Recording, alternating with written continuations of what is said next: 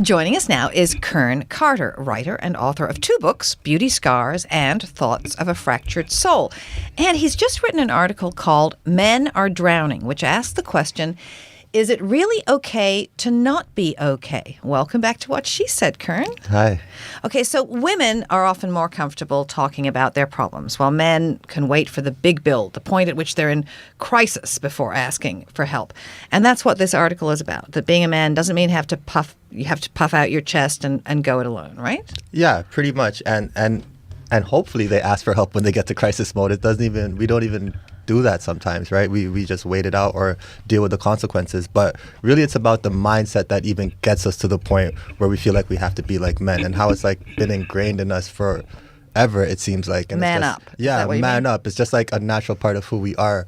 And not even like the puff your chest part of it. I'm talking about like the everyday, like the interactions with my daughter part of it, like the home part of it, the school part of it, the in your office part of it. Like I'm not even talking about like I'm the man, I'm the boss, no, you're not. I'm talking about like when I'm speaking to my daughter and I don't want her to see me stressed out. You know what I mean? Like I don't want her to feel like I'm weak. Like that deep we're talking about. You want her to feel that you're there to protect her, Yeah. but you also want to be able to enable her to be her own Exactly. person. So it's a fine line. Yeah. But is this not something that any parent, I think a mother would do that too, for a younger child, that you would make everything seem okay. Totally. Yeah. So they feel safe. Yeah, totally. And I agree, but I think it's more so when I say I wanted to feel safe, like I wanted to feel like I'm the one that could do this for her. You know what I mean? Like and me, especially being a single parent, I wanted to feel like I'm the man. You know what I mean? Like I literally wanted to look at me like that, which is not always the best kind of mindset to have. But you're trying to get rid of the concept. And I'm trying to get rid of it. That's the funny part though. But it's so like, that's why like I wrote the article like that and I call it Men Are Drowning, because I feel like I'm like very forward thinking and I'm very empathetic and I'm very sensitive. But at the same time, like I still have this urge to be masculine, this urge to be a man. And it's like in my heart and I don't want to let it go. But writing this post must have been a tough thing to do then. Almost impossible. I actually wrote it like 2 months ago. Like I wrote it a while ago. Like I didn't post it 2 months ago, but I wrote it a while ago, but I didn't want to put it out because I was like nervous about how people would react to it. And my blog is getting like a lot of attention now. So I was like, okay, now people are listening. So I don't know if I want to put this out. Well, the title, Men Are Drowning, it apparently relates back to a story from your childhood? Yeah, like I literally almost drowned. When I was young, I saw my friend the other day and he reminded me of this, but I was in the backyard of his pool and we were like kids, like 11 or 12 or something like that, maybe not even that old. And I kind of walked in his pool and I fell into the deep end and his mom like pulled me out, like dragged me out with one hand kind of thing. So I just thought of that. Slapped you upside the head. Yeah, what are you doing? So I thought that was a really cool metaphor because really it's like a woman reaching in her hand to help pull a man up out of trouble, right? But now today, and I think I say this in a post, like really in the real world, that's not how it goes. In the real world, like we're taught to be our own lifeguards, right? We have to pull ourselves out of our own situation. So that says, one of the lines in the article says, this time when I'm drowning, I'm asked to be my own lifeguard. I'm taught to pull myself up. I'm taught to be a man. I mean, I understand that, but why do you think that's a negative, that you're taught to be a man? The thing is, I'm not even saying it's a negative. Okay. What I'm saying is that that's what it is. You know what I mean? That's how we exist and that's how we think. Whether or not it's a positive or negative, like I left it out there. Like I even, like if you read the end of the article, I know both of you guys have read it, you see that I'm just saying that I'm like this too right now. And I'm like this with my daughter. And these are the things that I teach my daughter. So if I'm saying like, if I feel like it's a negative thing, which I partly do feel like it's a negative thing, I do want to put that out there. I think part of it is feeling negative because it doesn't allow me to be vulnerable as I really want to be sometimes. It kind of forces me to be more guarded with my emotions. Do you think that embracing more of your feminine side as a man is a bad thing?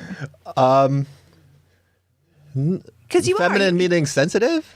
Like, what do you mean feminine? I mean feminine as being empathetic, nurturing, good listener, Yeah. the feminine, able to show your vulnerability. Yeah. Yeah. Do I those think are that's a bad thing? No, those No. are feminine No, qualities. I think So those are great qualities. Those are great qualities. So, but why do you think why can't you balance that with being, the provider, the protector? Why is there a balance? There totally is a balance. I think when it becomes destructive, though, is when the balance is like you really cannot express yourself. Like you feel jailed by it. You know what I'm saying? By that masculinity, you really feel like you would not even ask for help just to prove a point, just to prove to yourself that you can do it alone. Except I think they that's the say the biggest step in solving something is to recognize it. And Yeah, you've be aware of recognized it. it. You've written an article about it. Yeah. So do you still feel uncomfortable changing your... Yes. In some situations, I feel uncomfortable. Why? Yeah, why? Like you mean like speaking about it? Mm-hmm. No, changing the way you react, changing the way, stopping yourself when you react in the same old way you always have and saying, no, I can... I mean, I feel uncomfortable just because of the way I don't want people to look at me a certain way. That's where it comes in. Well, how do you think they look at you? I just I don't want anyone to I don't want to feel like I'm weak. Like that's to be like the most blunt. If I'm trying to get down to the source of it, I don't want anyone looking at me like I'm weak. I don't want anyone looking at me like I'm a victim. But vulnerability doesn't make you weak. I know that in my mind. But know he that. feels But I weak. feel weak. If I feel like I need help, like I feel like that's like submission. That's Do like you succumbing think- to something. So do you think that the root of that is how maybe you were raised or how we tend to differ raising our boys and girls? I just think it's a society thing. Like I feel like it's almost ingrained in our DNA. Like going all the way back to when we actually had to be the hunters. Like I literally feel like it's ingrained in us since then to be providers up until now, right? And to not really show that weakness.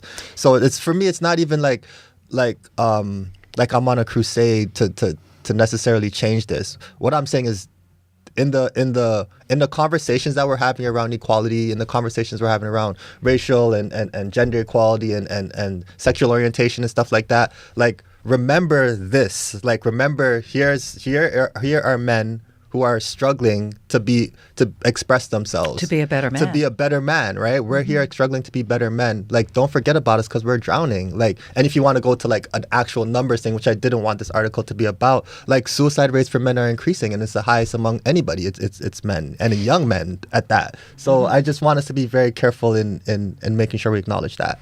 Has writing become, or do you think it will become, the hand that pulls you out of the water? It's the only thing. Like, and I say that very, very truthfully. Like, I'm private to a fault. Like, and it's something I've been working on to like express myself more. But I feel like you could talk to me and know me for months without knowing anything meaningful about me. Like, I'm very guarded like that. But writing though, if you read through all my blog posts, you'll know everything about me. Like, down to details that are uncomfortable to even speak about. You know what I mean? Sometimes. But in conversation, I'm not like that. So writing has literally saved me. How does your 16-year-old daughter feel about your writing? She told me before I came out here 2 days ago, she's like, oh, I read your Men Are Drowning article the other day and I loved it. I was like, you read it? She's like, yeah. She's like, I subscribed to your blog. I'm like, oh, that's what's happening. She subscribed on her own. So she's like, I get all your posts. I'm going to send it to grandma.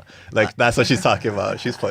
But did you feel that she somehow looked at you like you were weak or had a newfound respect? I'm not sure yet. Me and my daughter are really close regardless. So that's interesting. But yeah, I'm not sure yet. I'm not sure.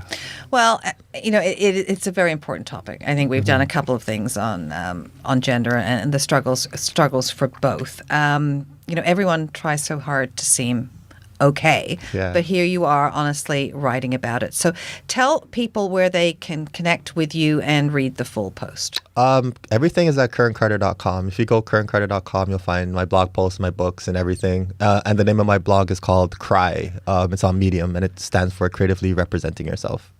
Creatively representing yourself. Cry. Yes. Okay. And it's KernCarter.com. So what are you doing next? Writing another book. I told you guys it's going to happen. But I'm waiting for a new publisher, though. I really want a publisher. So I have another book that I've already written, and I'm just kind of waiting to see who can publish it. It's called Boys and Girls Screaming. So yeah, I'm excited about it. Well, thank you very much for coming in and talking to us today. And we like you. We really, really like you. Thank you, guys. We don't think you're weak. Okay, We good. look down on you. Good. No, and I really like you guys too. Thank you, guys. Well, she